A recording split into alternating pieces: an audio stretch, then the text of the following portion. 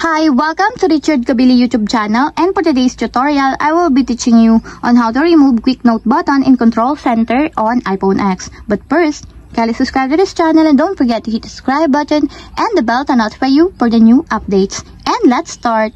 Using your iPhone X from your home screen, first, go to Settings.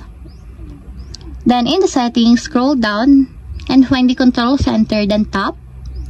Then after that, in the Control Center, go to Included Controls, then find the Quick Note. And as you will see, there's a negative sign located on the side of it. Then all you have to do is just tap it. Then tap again the Remove. And it's now removed in your Included Controls. And if you want to check it in your Control Center, just drag down the right side of your screen. And as you will see that the Quick Note button is now removed in your Control Center. And that's it. We have successfully removed Quick Note button in Control Center on iPhone X.